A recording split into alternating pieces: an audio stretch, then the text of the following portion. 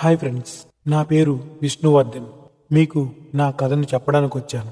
చదువుకునే రోజుల్లోనే నేను ఒక బిజినెస్ మ్యాన్గా ఎదిగి కొందరికైనా ఉపాధి చూపించాలి అనుకునేవాడిని. అందుకే నా కళ నెరవేర్చుకుంటూ ఒక చిన్న యూనిట్ని స్టార్ట్ చేశాను. సక్సెస్ఫుల్గా రన్ చేసి నా కళను మరింత పెద్దదిగా చేసుకునే ప్రయత్నంలో ఉన్నాను.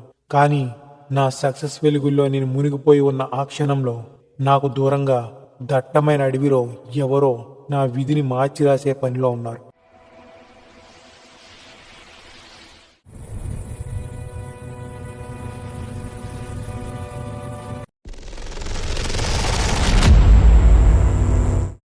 ఓం క్రీం కాళికాయ నమ ఫట్ క్రీం దక్షిణే కాళికే.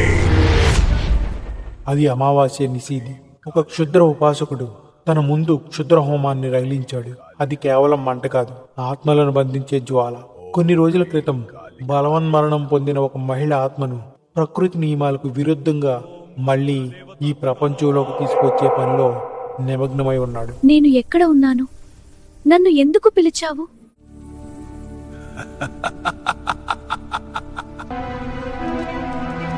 మేల్కొన్న ఆత్మ పగ తీర్చుకోవడం మొదలుపెట్టింది. తనను చిత్రహింసలు పెట్టి ఆత్మహత్య చేసుకునేలా చేసి అప్పుడే మరో పెళ్లికి సిద్ధమైన ఆ కిరాతక భర్తకు ప్రాణభయాన్ని రుచి చూపించింది. ఆమె అనుభవించిన ప్రతి వేదన అతనికి ఒక వికృత రూపంలో కాల్చబడింది.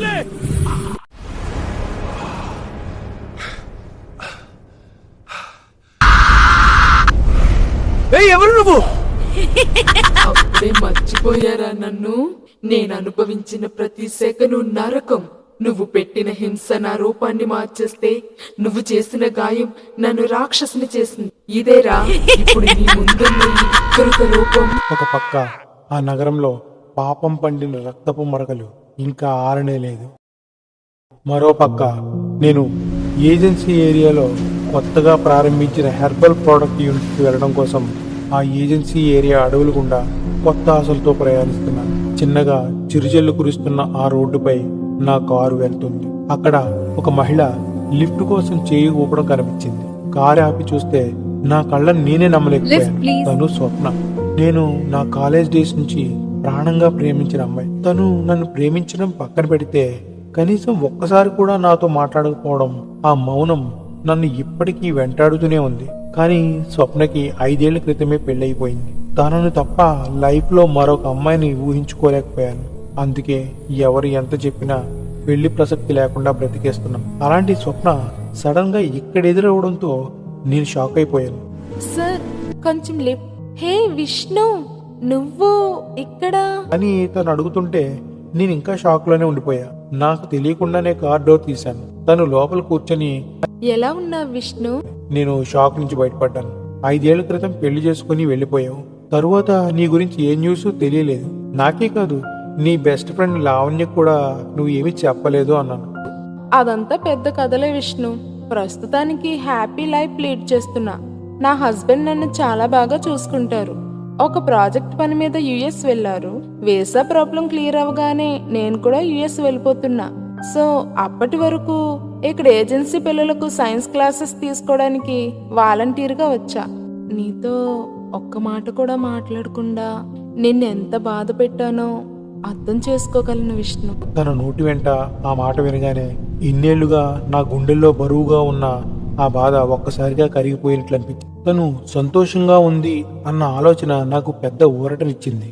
నా కొత్త యూనిట్ చూడడానికి రమ్మని తనని ఆహ్వానించాను. తన కోసం అక్కడ ఒక సర్ప్రైజ్ ఉందని కూడా చెప్పాను.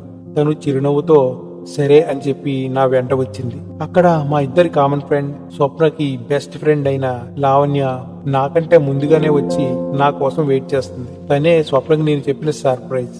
లావణ్య స్వప్నను చూసి, అది నాతో చూసి షాక్ లో ఉండిపోయింది. ఆ షాక్ నుంచి కోలుకొని బెస్ట్ ఫ్రెండ్స్ ఇద్దరు చాలా కబుర్లు చెప్పుకున్నారు. ఆ రోజు నా ఆనందాన్ని మాటల్లో చెప్పలేదు. స్వప్న నీ గురించే మాట్లాడుతుంది ఏంటి కదా అని లావణ్య ఆట పెట్టించిన ఇప్పుడు తను మరొకరి భార్య. నాకు మాత్రం నా లైఫ్ లో ఎప్పటికీ గుర్తుండిపోయే ఒక అద్భుతమైన అందమైన జ్ఞాపకం మాత్రమే.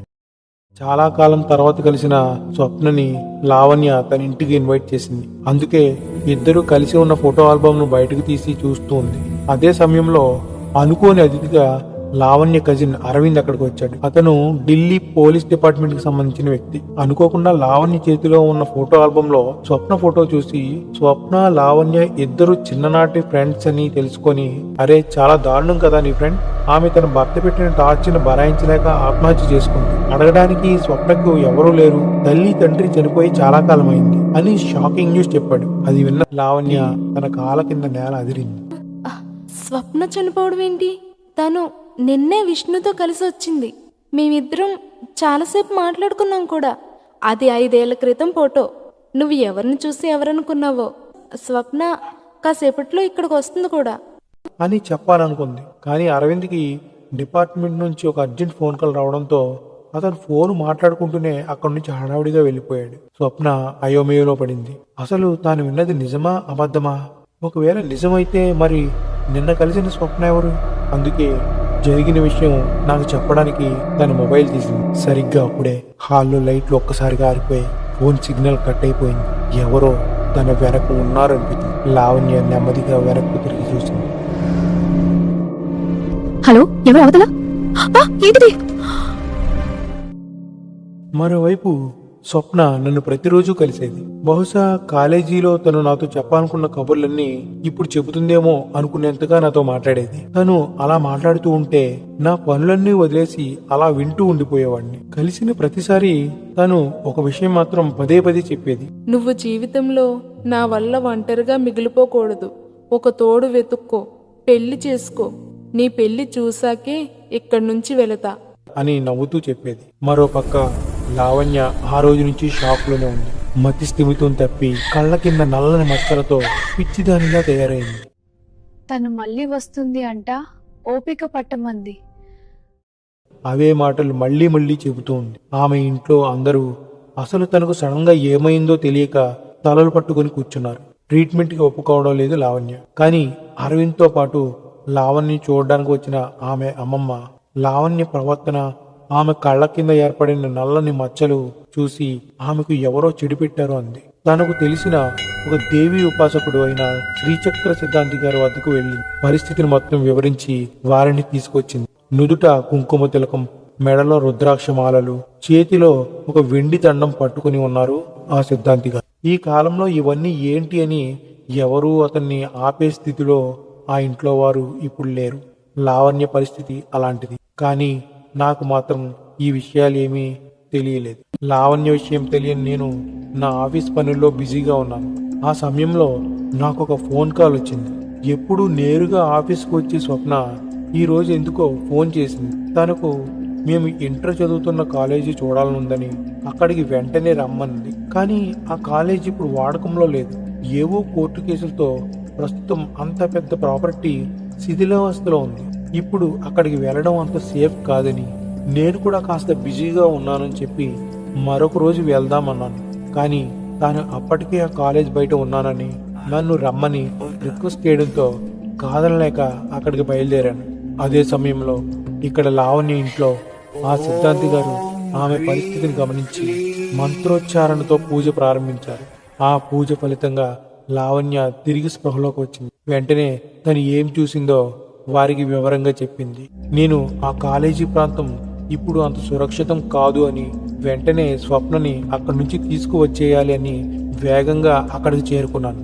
బయట స్వప్న కనబడలేదు. ఒకవేళ లోపలికి వెళ్ళిందేమో అని కాస్త లోపలికి వెళ్ళాను. పీటలు ఆరిన గోడలు, వాటి మధ్య నుంచి మొలిచిన మొక్కలు, శిథిలమైపోయి బూజు పట్టిన క్లాస్ రూమ్లు, విరిగిన బెంచులు, ఇలా ఆ ప్రాంతం మొత్తం భయం కలిగిస్తూ ఉంది. నేను స్వప్న అని పిలిచాను. వచ్చేసావా విష్ణు? నేను ఎక్కడున్నానో కనుక్కో అంది. తన అడుగుల చప్పుడు మాత్రమే వినబడింది. ఆమె కనబడలేదు.